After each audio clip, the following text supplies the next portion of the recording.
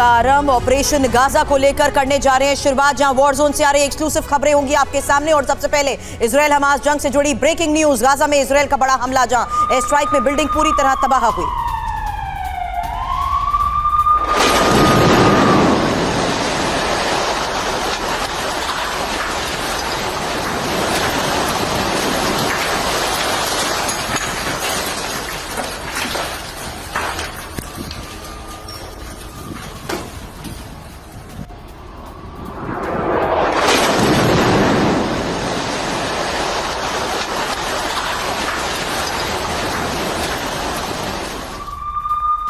West Bank में Israeli सेना और हमास समर्थकों में झड़प को लेकर खबर। गोलीबारी के दौरान 2 इजरायली सैनिक घायल हुए।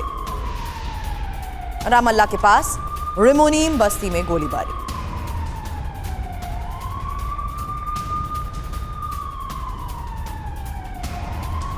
वेस्ट बैंक में घुसी इजरायली सेना को लेकर खबर। जुबास शहर में बड़ी संख्या में इजरायली सैनिकों की तैनाती। हमास समर्थकों की तलाश कर रहे हैं सैनिक।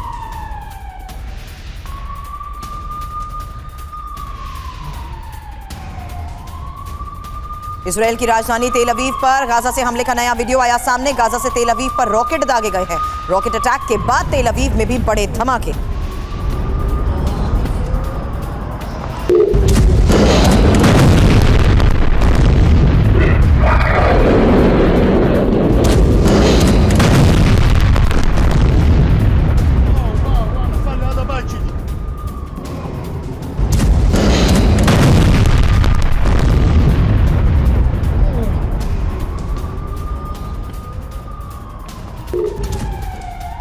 इजरायल का ईरान पर बहुत बड़ा आरोप। हमास के लड़ाकों को ईरान ने ट्रेनिंग दी है।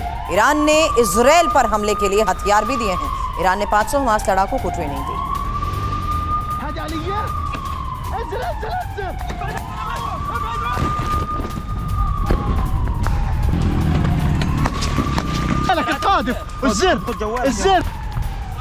इजरायली सेना पर अल कसाम ब्रिगेड का भी हमला। अल कसाम ने इजरायली हेलीकॉप्टर्स को कैसे टारगेट किया, तस्वीरें देखिए। स्ट्रेला 2 एयर डिफेंस सिस्टम से ये बात।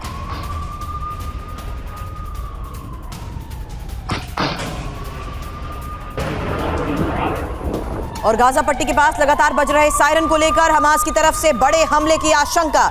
सेंट्रल इजरायल और अशदोद में भी अलर्ट।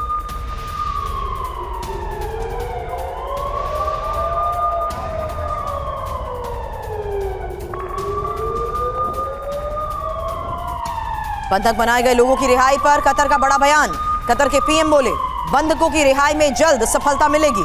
कतर की मध्यस्थता से ही 4 बंधकों की रिहाई हुई है। 200 बंधकों की रिहाई को लेकर बातचीत आगे बढ़ी है। और ग्राउंड ऑपरेशन के लिए इजरायल की बड़ी तैयारी को लेकर खबर आई, जहां नेगेव रेगिस्तान में आईडीएफ सैनिकों की ये ट्रेनिंग देखिए। इजरायल ने नेगेव में लिटिल गाजा बनाया है। सुरंग की ट्रेनिंग इजरायली सैनिक ले रहे हैं। और इजरायल पर हिजबुल्लाह का हमला। इजरायल के कम्युनिकेशन टावर को उड़ा दिया। इजरायली सिक्योरिटी सिस्टम को भी ध्वस्त कर दिया गया।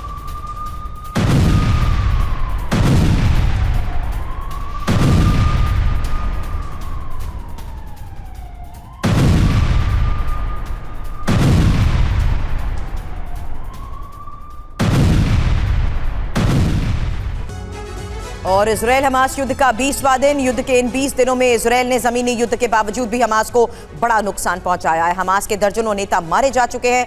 कई ठिकाने नेस्तनाबूद कर दिए गए हैं। चिंता उन बंधकों की है जो 20 दिन से हमास के कब्जे में हैं। इजरायल इस हफ्ते के अंत तक बड़े हमले की योजना बना रहा है। योजना में कैसे इजरायली सेना की महिला ब्रिगेड भी अहम भूमिका निभाने वाली है। एक्सक्लूसिव जानकारियां आपके सामने होंगी और बताएंगे आखिर क्यों अमेरिका के एक इशारे पर अब तक इजरायल अपनी जमीनी लड़ाई को अंजाम तक नहीं पहुंचा सका है।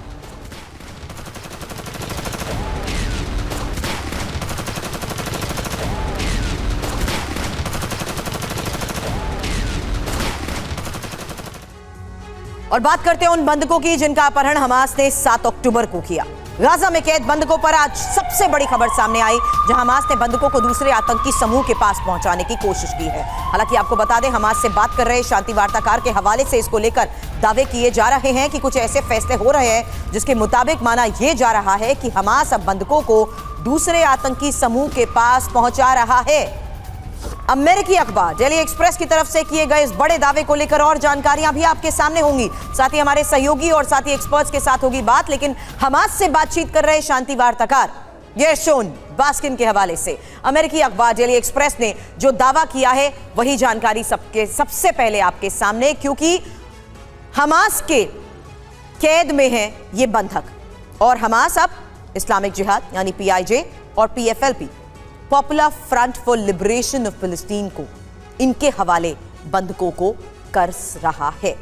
अब यह भी जान लीजिए किस देश के कितने नागरिक अभी तक बंधक बनाए गए हैं। हालांकि जो जानकारियां अभी तक साझा की गई हैं उसके मुताबिक 115 इजराइल के, 54 थाईलैंड के बंधक, 15 अर्जेंटीना के, 12 जर्मनी के और 12 अमेरिका के, 6 फ्रांस के और 6 रूस के। अब इन बंधकों तक पहुंचना अभी तक जो चुनौती बनी हुई थी, उस चुनौती के तहत क्या ग्राउंड पर फैसले लिए जा रहे थे, टनल तक पहुंचने के लिए जो फैसले लिए जा रहे थे, उसके बारे में लगातार हम अपने सहयोगियों से बात करते हैं। मेरे सहयोगी गाजा बॉर्डर से ही मनीष झा इस वक्त मुझे ज्वाइन कर चुके हैं। मनीष, ये एक खबर जो जाहिर सी बात है चिंता बढ़ाएगी, क्योंकि अगर बंधकों तक पहुंचने की इस कोशिश में टनल तक फोर्सेस पहुंच भी जाती हैं, हमास इस बात से वाकिफ है, इसलिए क्या ये इस बात की संभावनाएं और ज्यादा बढ़ जाती हैं कि अलग अलग टेरर ग्रुप को ये इन बंधकों को हैंडओवर कर दे?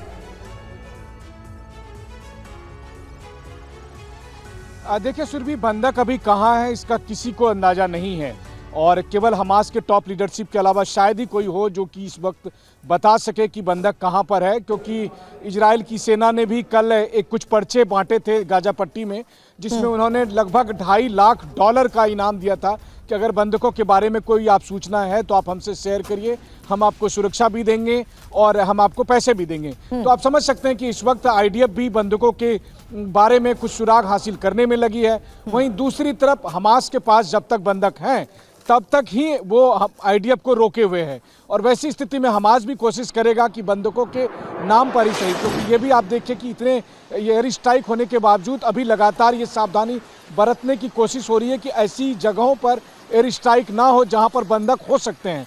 और या फिर वैसी स्थिति में अगर हमास उन बंधकों को कहीं और शिफ्ट करता है तो मुझे लगता है कि हमास के पास जो एक सुरक्षा कवच है, हमास उसको लूज करना नहीं चाहेगा। तो अलग अलग तरह के दावे हैं, कुछ भी हो सकता है, क्योंकि एक तरफ जहां IDF की फोर्सेस, मैं इस वक्त गाजा बॉर्डर पर हूं, IDF की फोर्सेस गाजा के अंदर गई थी, गाजा से ऑपरेशन करके फिर वो वापस लौट आई थी। अभी तक बंधकों के बारे में अगर आपको मैं कहूँ तो एक्यूरेट सूचना फिलहाल IDF के पास, मोसाद के पास, किसी के पास भी नहीं है।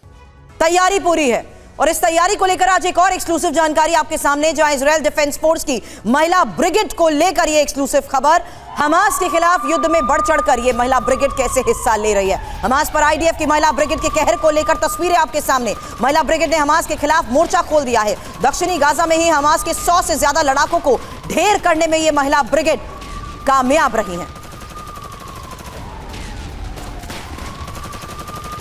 हमास के खिलाफ लड़ाई में IDF की ये महिला यूनिट कॉम्बैट रोल में नजर आ रही हैं।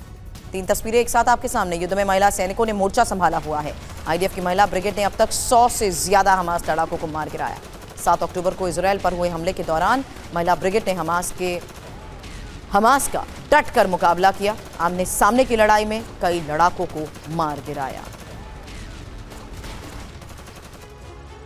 और हमास के खिलाफ IDF की महिला सैनिकों ने जिस तरीके से मोर्चा संभाल रखा है, डट कर मुकाबला किया जा रहा है, इन्हीं के बारे में इंफॉर्मेशन अब आपके सामने, क्योंकि अलग अलग ऑपरेशंस में किस तरीके से इनकी भूमिका रही है। कुल मिलाकर देखें तो IDF की महिला सैनिक 2 लाख बताई जाती हैं और इनमें से एक यूनिट को, जो खास तौर पर एक ऐसी यूनिट है जिसे कराकल बटालियन कहा जाता है। हालांकि 11 शहरों की सुरक्षा इनकी मुख्य तौर पर जिम्मेदारी होती है, जिसमें ज्यादातर इलाके जॉर्डन और इजिप्ट के बताए जाते हैं। महत्वपूर्ण यह भी है कि दक्षिण इजराइल में 70% महिला सैनिक फोर्सेस की तैनाती, और यही मैंने आपको बताया कि कौन कौन सी ऐसी जगह है जहां पर 11 शहरों की सुरक्षा की जिम्मेदारी इन्हें दी गई है। हालांकि IDF में अभी तक का जो डिक्लेयर्ड डेटा है उसके मुताबिक 2021 तक 40% इन महिला फोर्सेस की भागीदारी रही है। तो हमास के खिलाफ युद्ध में किस तरीके से ये महिला ब्रिगेड अहम रोल निभा रही है, उसी को लेकर जानकारी हम आपको दे रहे हैं, क्योंकि इनकी भूमिका बहुत इंपॉर्टेंट हो जाती है। खासकर दक्षिण गाजा बॉर्डर पर इनकी तैनाती को लेकर खबरें सामने आती हैं।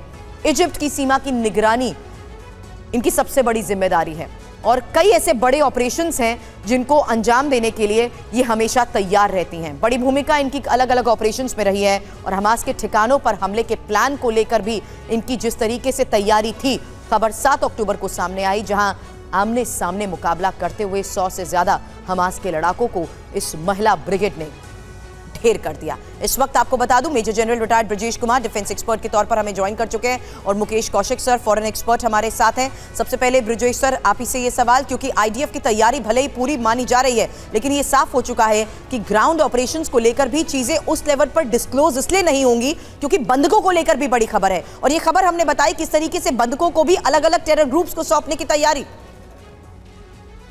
सुरभि, पहले तो मुझे यहाँ बुलाने के लिए धन्यवाद। आपका सवाल बिल्कुल सही है। ऑपरेशन गाज़ा या इजराइल के ऑफेंसिव का इंतज़ार पूरे वर्ल्ड को है। जो आएंगे तो ज़रूर ही, कब, किस लोकेशन में, कितने फोर्स के साथ में, ये एक सरप्राइज एलिमेंट है और ये वॉरफेयर का एक डिसेप्शन का प्लान भी होता है। अगर हम देखेंगे तो पिछले 20 दिनों में लड़ाई शुरू तो नहीं हुई है उस मामले में, ऑफेंसिव के मामले में, लेकिन तैयारियां पूरी जोर शोर से चल रही है। जो हम देखते हैं बॉम्बिंग चल रही है टैंकों द्वारा, हवाई जहाज द्वारा, आर्टिलरी वाला, तो अपने हम वेपन्स को रेंजिंग करते हैं, एनिमी के टारगेट्स को सॉफ्टनिंग अप करते हैं, उनको मार गिराते हैं। राइट। एनिमी के जो प्रिपरेशंस हैं, जो ऑफेंसिव कैपेबिलिटीज हैं, उसको हम डिग्रेड करते हैं लड़ाई से जी, या वेपन के जरिए। सबसे इंपॉर्टेंट है उनका मनोबल तोड़ने की कोशिश करते हैं। वो हमास के लोग करीब 20 दिनों से जो एक तरह से बंधित हो रखे हैं अपने गाजा स्ट्रिप के अंदर, जहाँ रसद नहीं जा रही है, हेल्थ नहीं जा रहा है, बिजली नहीं जा रही है, ईंधन नहीं जा रहा है, तो उनका स्वाभाविक है मनोबल कम होगा। सर ऐसे में रात का टाइम भी बहुत इंपॉर्टेंट हो जाता है। महिला फोर्स के साथ साथ रात की तस्वीरें भी हम दिखा रहे हैं, और जाहिर सी बात है ईंधन नहीं होगा, बिजली नहीं होगी, तो रात के अंधेरे में भी कैसे ऑपरेशंस को अंजाम दिया जाएगा। एक और बड़ी खबर है गाजा में आईडीएफ के बड़े ऑपरेशन को लेकर, जहां सैनिक, टैंक और ब्रिगेड गाजा में शामिल है और रात के समय बड़े ऑपरेशंस को अंजाम दिया जा रहा है। हमास के ठिकानों तक पहुंचकर इन हमलों को कैसे अंजाम दिया जा रहा है, ये इंफॉर्मेशन वॉल पर कुछ तस्वीरों के जरिए भी आपको बताऊंगी, लेकिन इस बीच ये तस्वीरें भी अब सामने आ चुकी हैं कि अलग अलग जगहों पर किस तरीके से डिप्लॉयमेंट्स हो चुकी थी, अब ऑपरेशंस को अंजाम दिया जा रहा है और रात के समय में ज्यादातर ठिकानों तक पहुंचने में इनको कामयाबी मिल रही है और टारगेट हिट किए जा रहे हैं। तो गाजा में घुसे इजरायली टैंक, बख्तरबंद बुलडोजर भी इसमें मौजूद बताए जा रहे हैं, और इंपॉर्टेंट यह है कि कुछ ऐसे इलाके हैं जहां पर फेंसिंग थी, उन फेंसिंग को तोड़कर कैसे ये दाखिल हुए, ये वीडियो वॉल के जरिए मैं आपको दिखाना चाहूंगी, और इस बीच ये समझना भी होगा कि किस तरीके से इन ऑपरेशंस को अंजाम दिया जा रहा है। हालांकि ये हम एक्सपर्ट्स के साथ चर्चा कर रहे हैं कि किस तरीके से पूरे इलाके के आसपास घुसते हुए उसे मिलिट्री जोन पहले ही घोषित किया जा चुका था, लेकिन अब ये उस वक्त की तस्वीर आपके सामने है जहां फेंसिंग को तोड़कर शामिल होते हुए ये नजर आए हैं। हालांकि ये थर्मल इमेजेस सामने जिस तरीके से आ रही हैं उसके जरिए इनकी डिप्लॉयमेंट और इनकी फोर्सेस जहां जहां पर तैनात थी वहां ये साफ हो गया कि दर्जनों मरकबा फोर्ट टैंक की गश्त देखी गई है, और इन मूवमेंट्स के जरिए ये साफ हो गया कि कुछ ऐसे एरियाज थे जहां पर बुलडोजर के जरिए ही इन फेंसिंग को तोड़ते हुए गाजा में शामिल हो चुके हैं इजरायली टैंक, और इजरायली टैंक अब जिस तरीके से ऑपरेशंस को अंजाम दे रहे हैं, बड़े दावे आईडीएफ की तरफ से किए जा रहे हैं, जिसमें महत्वपूर्ण है आईडीएफ का आधी रात का हमला, और ये हमले कितने घातक है ये जानना बहुत जरूरी है, क्योंकि हमास के ज्यादातर ऐसे गुप्त ठिकानों पर हमलों को लेकर अब दावे किए जा रहे हैं। इंपॉर्टेंट ये है कि anti tank missile launch post तबाह किए गए हैं और कुछ हमास लड़ाकों को भी इसमें मार गिराने का दावा किया गया है। हमास के बुनियादी ढांचे को बड़ा नुकसान पहुंचाया गया है। ऑपरेशंस को अंजाम देकर इजरायली क्षेत्र में ही वो लौट आए हैं। हालांकि एक सवाल बार बार ग्राउंड ऑपरेशन को लेकर उठाया जा रहा है, और वो ये कि एक तरफ इजरायली सेना गाजा में इजरायल की जमीनी जंग में देरी कर रही है, उसकी वजह क्या है? वजह अमेरिका को माना जा रहा है। एक और बड़ी खबर है, अमेरिकी अखबार वॉल स्ट्रीट जर्नल के हवाले से एक खबर है और कहा यह गया कि मध्य पूर्व में अमेरिका अपने सैनिकों की सुरक्षा चाहता है, और अमेरिकी सैनिकों की सुरक्षा जब तक सुनिश्चित नहीं हो जाती तब तक अमेरिका ने इजरायल को गाजा में जमीनी जंग ना शुरू करने को कह दिया है। हालांकि वॉल स्ट्रीट जर्नल के मुताबिक अमेरिका को यह अंदेशा है कि इजरायल गाजा टकराव से मध्य पूर्व में जिस तरीके के हालात हैं वो उसकी मुश्किलें और बढ़ा सकते हैं और मध्य पूर्व में अमेरिकी सैनिकों पर भी हमला हो सकता है। इसलिए आगे मैं आपको यह बताऊंगी कि आखिर मध्य पूर्व को देखते हुए कितने अमेरिकी सैनिकों की तैनाती की जा चुकी है और अभी तक की ये डिप्लॉयमेंट्स के डिक्लेयर डेटा है। ऐसे में जब तक अमेरिकी सैनिकों की सुरक्षा सुनिश्चित नहीं हो जाती तब तक जमीनी जंग शुरू नहीं होगी। इसलिए जल्द इस पर चर्चा से पहले कैसे अमेरिकी सैनिकों की सुरक्षा पर अमेरिका और इजरायल के बीच समझौता हुआ है वही जानकारी आपके सामने, जहां देखिए अमेरिकी सैनिकों की सुरक्षा के लिए एंटी मिसाइल सिस्टम की तैनाती को लेकर बड़ी खबर आई। मध्य पूर्व में करीब 1 दर्जन एयर डिफेंस सिस्टम तैनात होंगे। इस हफ्ते के अंत तक यूएस सैनिकों का सुरक्षा इंतजाम भी पूरा हो जाएगा और यूएस ने डिफेंस सिस्टम लगने तक आक्रमण रोकने को इजरायल से समझौता कर लिया है। हालांकि इस हफ्ते के अंत तक समझौता लागू रहेगा। वॉल स्ट्रीट जनरल के हवाले से यह जानकारी सामने आई है। लेकिन मध्य पूर्व में जैसा कि मैंने आपको बताया अमेरिका के सैनिक तैनात हैं। जल्द एक क्विक इंफॉर्मेशन सीरिया को लेकर जहां 1000 से 2000 सैनिक बताए जा रहे हैं, जबकि इराक में 2500 से 3000। ये वो इंफॉर्मेशन है जहां अरब देशों में अमेरिकी सैनिकों की तैनाती है। इसमें आपने सीरिया का डेटा देखा जहां माना जाता है कि 1000 से 2000 सैनिकों की तैनाती की जा चुकी है और ये मौजूद वहां पर रहते हैं। इराक के 2500 से 3000, जबकि कुवैत में 3000 से 4000 अमेरिकी सैनिक तैनात रहते हैं। बहरीन में लगभग 7000, कतर में 13000। इसके साथ ही यूएई का डेटा भी आपके सामने होगा जहां 5000 अमेरिकी सैनिक और ओमान में करीब 500, सऊदी अरब में 3000 से 4500 और जॉर्डन में 3000। अब मेरा सवाल इस बीच आपके सामने है, Mukesh Kaushik sir, foreign expert आप हैं, इस लिहाज से अमेरिका जाहिर सी बात है हर लेवल पर किसी भी डिसीजन से पहले यह सुनिश्चित करेगा कि हमारे बंधक और हमारे सैनिक सुरक्षित रहें। ऐसे में अमेरिका का यह फैसला क्या आपको लगता है इजरायल पर भारी पड़ता हुआ नजर आ रहा है? बिल्कुल, क्योंकि जो 20वां दिन है और 20वें दिन हमने देखा है कि ग्राउंड अटैक शुरू हो गए हैं और जब ग्राउंड अटैक शुरू हुए तो इसकी 2 मजबूरियां आपको देखने को मिलेंगी। वो इजराइल के लिए है क्योंकि इजराइल का मुकाबला किसी देश से नहीं है, वो एक नॉन स्टेट एक्टर से है। पूरी 20 दिन की लड़ाई में कोई दूसरा एक्टर है ही नहीं, सिर्फ एक स्टेट एक्टर है इजराइल, बाकी सारे नॉन स्टेट एक्टर हैं। हमास है, लेकिन वो पहले 7 अक्टूबर के हमले के बाद हमास कहीं दिखाई नहीं दिया है। उसके बाद तो सिर्फ नागरिक दिखाई दिए हैं, गोलाबारी हुई है, एयर स्ट्राइक हुई हैं, लोगों की लाशें गिरी हैं। तो ऐसे में इजराइल की सबसे बड़ी चुनौती ये है कि ये ग्राउंड स्ट्राइक करते समय आप हर एक को हमास घोषित नहीं कर सकते, हर एक को आतंकवादी घोषित नहीं कर सकते।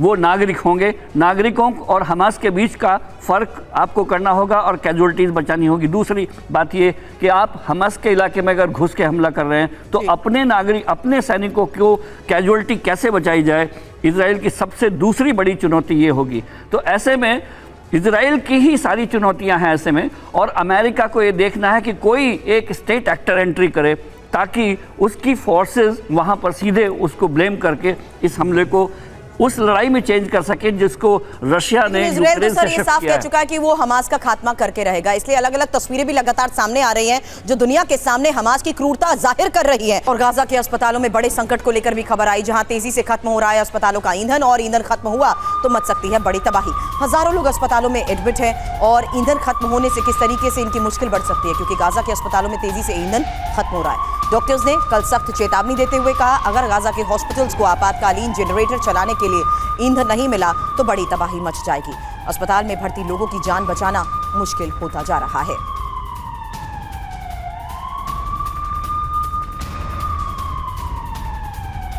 और इजराइल पिछले 20 दिनों से गाजा और वेस्ट बैंक पर बमबारी तो कर रहा है। इस दौरान कई अस्पतालों और हेल्थ सेंटर्स को भी टारगेट किया गया है। इजरायली हमले में कई बच्चों की मौत हुई है। अब डिटेल आपके सामने, जहां देखिए 171 अस्पतालों पर हमले को लेकर खबर आई, जिसमें से 75 गाजा में और 96 वेस्ट बैंक में। हालांकि यहां लगातार बढ़ रही मुश्किलों के तहत ये देखिए किस तरीके से हालात बने हुए हैं, क्योंकि 491 लोगों की मौत की खबर है, जबकि 372 घायल बताए जा रहे हैं। 24 एम्बुलेंस तबाह हो चुकी हैं और 34 अस्पतालों पर भी इन हमलों का असर देखा जा रहा है। ये स्थिति आपके सामने गाजा को लेकर हमने रखी है, लेकिन वेस्ट बैंक के जरा आंकड़े देखिए। हालांकि यहां बताया तो सिर्फ यही जा रहा है कि 2 लोगों की जान गई है, 15 लोग घायल हुए हैं, 77 एम्बुलेंस भी तबाह हो चुकी है। लेकिन ब्रिजेश सर, ये हालात इस बात को देखते हुए भी और मुश्किल बढ़ा देते हैं, जहां हमने देखा कि बंदूकों की रिहाई को देखते हुए बार बार फ्यूल की डिमांड की जा रही है। देखिए, इस तरह के ऑपरेशंस में जहां एक नॉन स्टेट एक्टर हमला करके वहाँ पर घुस गया है वापस अपने बिल में और ह्यूमन शील्ड का इस्तेमाल कर रहा है, तो एक स्टेट के लिए, एक नेशन स्टेट के लिए मुश्किल तो हो ही जाता है। और इसका फ़ायदा हमास लेना चाहता है कि जितनी ज़ोर से हमला हो इजरायली डिफेंस फोर्सेस का, जितने सिविलियंस हताहत हो, जितने वुमेन एल्डरली चिल्ड्रन हताहत हो, उनका मनोबल बढ़ेगा और वो शोकेस कर पाएंगे और दुनिया में समीकरण ही बनेगा। वो लोग को डिस्टिंग्विश करने में दिक्कत आएगी, एक हमास के बीच में जो एक टेरर ऑर्गेनाइजेशन है और दूसरा जो फ़िलिस्तीन जो एक जेन्युइन फिलिपीन एक एक्टर है जो उनके हित के लिए काम करता है। राइट। तो ये जो मुसीबत है इसी को देखते हुए हमारे इस ऑफेंसिव में डिले है।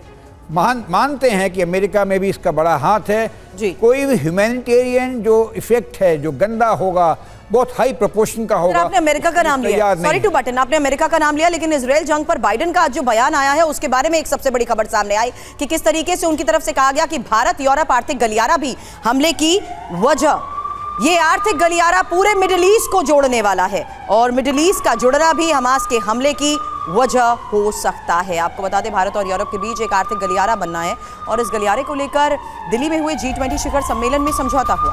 भारत, सऊदी अरब, UAE और इजराइल के रास्ते यूरोप तक गलियारा बनाना चाहता है और अमेरिका के राष्ट्रपति जो बाइडेन ने यह साफ साफ कहा कि उन्हें भरोसा है कि हमास ने जिन वजहों से इजराइल पर हमला किया है उनमें भारत का मिडिल ईस्ट कॉरिडोर भी शामिल है।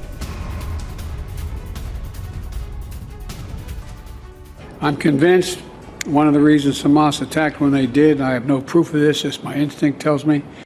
I'm convinced one of the reasons Hamas attacked when they did, I have no proof of this, just my instinct tells me. और भारत यूरोप आर्थिक गलियारा आखिर कैसे मिडिल ईस्ट के नॉन स्टेट एक्टर्स के लिए गले की हड्डी बन गया है, क्यों बाइडेन को यह कहना पड़ा, इसकी वजह भी एक्सपर्ट्स के साथ जानेंगे। उससे पहले इंफॉर्मेशन वॉल पर इस बारे में डिटेल आपके सामने, और मैं चाहूंगी कौशिक सर आप मुझे प्लीज इंफॉर्मेशन वॉल पर ज्वाइन करें, क्योंकि रीड बिटवीन द लाइंस, इन बयानों को देखते हुए यह समझना जरूरी है कि आखिर जो बाइडेन का आज ये कहना भारत के इस आर्थिक गलियारे को देखते हुए ये बयान का मतलब क्या है। सर मैं जाती हूं मुझे लगता है कि जब G20 में फैसला हुआ था, ये अनाउंसमेंट बहुत बड़ी अनाउंसमेंट थी। हाँ। ये चाइना के बेल्ट एंड रोड इनिशिएटिव का बहुत बड़ा काउंटर था और मुझे लगता है कि हमास का इस्तेमाल चाइना ने किया है और उसको फ्रंट बना करके इस पूरी योजना को ध्वस्त करने का इरादा बनाया गया। देखेंगे आप इस रूट को देखते हुए देखिए ना किस तरीके से इंपॉर्टेंट हो जाता है इस बयान को समझना भी, क्योंकि चीन के वन बेल्ट वन रोड की सीधी टक्कर इसे हम जरूर मान रहे हैं और जो बाइडेन यानी जिस तरीके से पश्चिम का हित इसको देखते हुए भी है, ये समझना जरूरी है इस पूरे रूट को देखते हुए भी। और इसमें आप और एक देखिए कि हम चाबार को भी बीच में लाएंगे। चाबार में भारत के बहुत बड़े हित हैं और अगर ये इनिशिएटिव पूरा हो जाता है तो चाइना बिल्कुल एक तरह से चेकमेट हो जाता है। अगर उसका चेकमेट उसको रोकना था, इसको अपने इस इनिशिएटिव को बेल्ट एंड रोड को उसको आगे बढ़ाना था, इसलिए हमास का मुझे लगता है कि भरपूर इस्तेमाल किया गया है और वहां पर जितनी लड़ाई तेज होगी ये जो हमारा कॉरिडोर की योजना है ये बहुत पीछे जाएगी। मैं इस मैप को रिफ्लेक्ट करते हुए आपसे सवाल इसलिए कर रही थी क्योंकि ये साफ हो जाता है कि इजराइल से लेकर सऊदी अरब तक को इसके जरिए बहुत फायदा होने वाला है और सऊदी अरब का इजराइल के साथ पैक्ट भी होने वाला था।